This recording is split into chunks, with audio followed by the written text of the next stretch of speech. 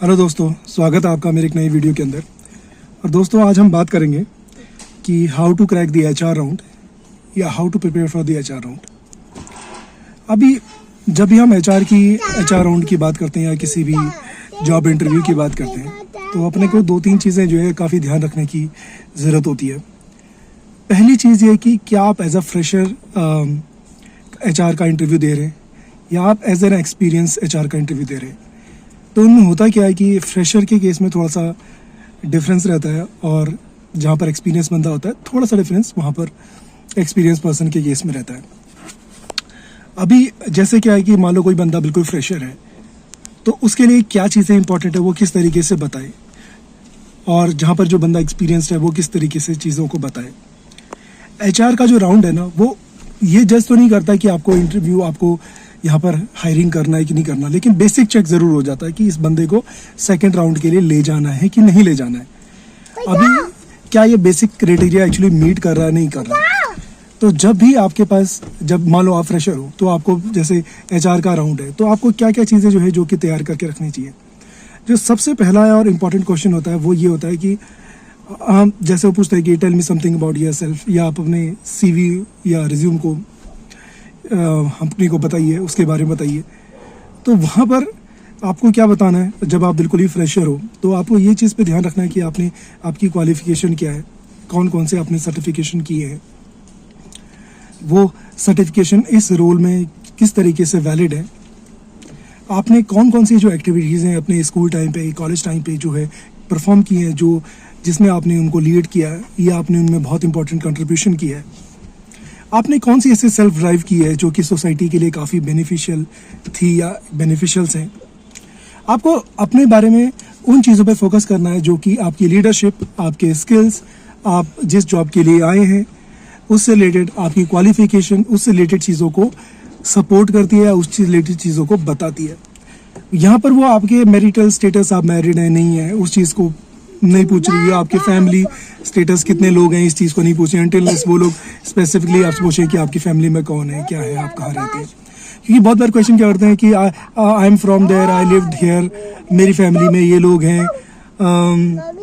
आप कुछ भी ऐसी चीज़ें बोलते हैं, आई लाइक बुक रीडिंग, ये सब कुछ ऐसी चीज़ें आप बोलते हैं, लेकिन आप बोलिए, मालूम if you are liking something आप बोल सकते हैं, लेकिन उसमें फिर आपको उसके साथ कुछ एग्जाम्पल जोड़ना पड़ेगा कि मैं इन चीज़ों से ये चीज़ें निकाल के लाता हूँ जो कि मेरे पर्सनल और प्रोफेशनल बिहेवियर या पर्सनल और प्रोफेशनल स्किल्स या मेरे डेवलपमेंट में हेल्पफुल होती है। तो इन चीज़ों को ध्यान रखते हुए अगर बंदा कोई भी अपना सेल्फ इंट्रोडक्शन बनाता है जो कि फ्रेशर है तो वो उसके लिए काफ़ी वैलिड होगा।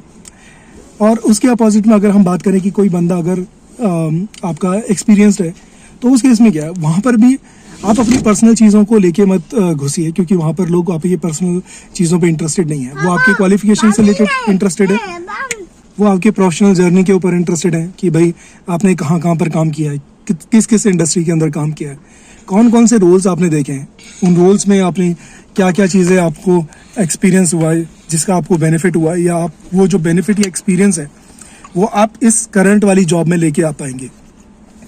तो ये सब चीज़ें जो है अगर आप इंट्रोडक्शन में शुरुआत के दौर में अगर आप इस तरीके से अपने आंसर्स को फ्रेम करें तो आपके लिए हमेशा ये अच्छा रहता है। और ये आप मुझे लगता है कि ये जो क्वेश्चन है बहुत बेसिक क्वेश्चन है और ये हर बार पूछा जाता है और ये पूछना ही पड़ता है। तो आपको जो है इस चीज़ पर फोकस करना चाहिए, क्योंकि क्या रहता है कि बहुत बार क्या होता है कि उसी बेसिस पर ही आपके जो आगे के जो क्वेश्चन होते हैं वो भी फ्रेम होते हैं। ऐसा को मैं आपको बोलूँगा अरे ये तैयार करके चले जाओ, वो तैयार करके, नहीं, ऐसा होता नहीं है। जो आप आंसर दोगे ना वहीं से ही कुछ ना कुछ वो निकाल के लाएंगे, वहीं से वो आपके एक्सपीरियंस को समझने की कोशिश करेंगे, वहीं से वो चीज़ों को उठाएंगे, क्योंकि वो ये समझेंगे कि आपने जो काम किया है कि आपको उसकी समझ थी कि नहीं थी।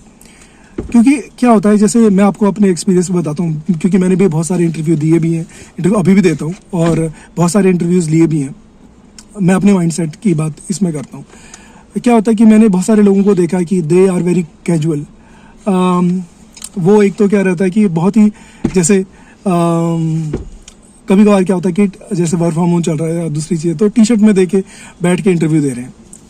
आपको थोड़ा सा वेल प्रेजेंटेड रहना चाहिए, क्योंकि आप के लिए main butter bread and butter है और आप जो है सामने वाली कंपनी के साथ एसोसिएट होना चाहते हैं।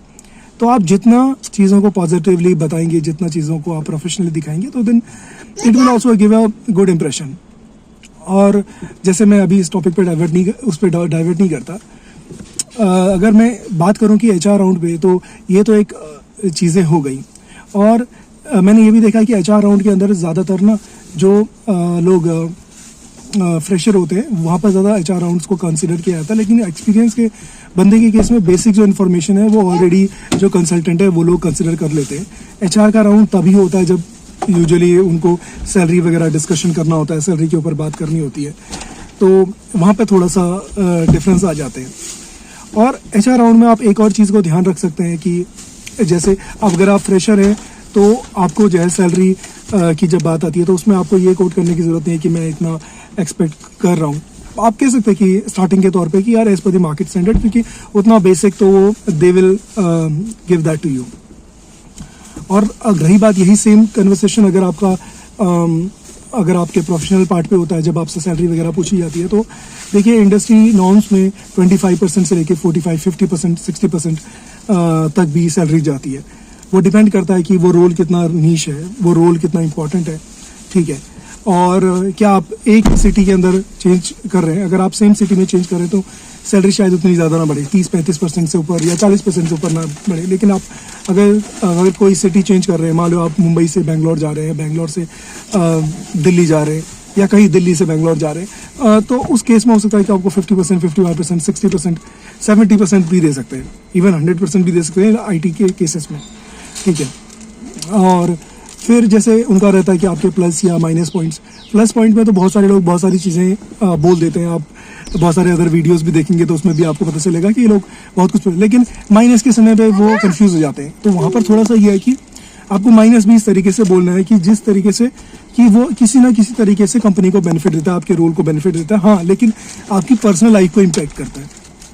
अगर मान लो आप बहुत ज़्यादा काम की तरफ डेडिकेटिंग रहते हैं तो आप अपने काम को प्रायोरिटाइज करते हैं, बहुत ज़्यादा आप उसको टाइम पे कंप्लीट करने की कोशिश करते हैं, जिसकी वजह से होता है कि आप बहुत बार अपने पर्सनल चीज़ों को मिस कर देते हैं। तो वो एक तरफ से नेगेटिव ही है, but it is positive on a professional front, ठीक है। तो आप ऐसे कुछ आंसर वहाँ पर तैयार कर सकते हैं।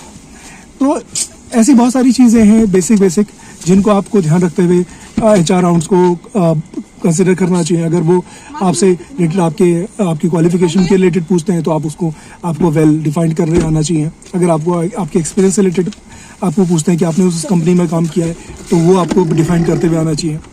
एक जो पॉइंट मैंने पहले आपको बोला था कि बहुत सारे लोग क्या होते हैं कि अपने रोल से सेटिस्फाई नहीं होते, तो वो लोग ना अपने पुरानी कंपनी या अपने पुराने रोल को उतना ज़्यादा वैल्यू नहीं करते, तो वो वहाँ पर ना उसको बहुत डाउनग्रेडेड तरीके से प्रेजेंट करते हैं।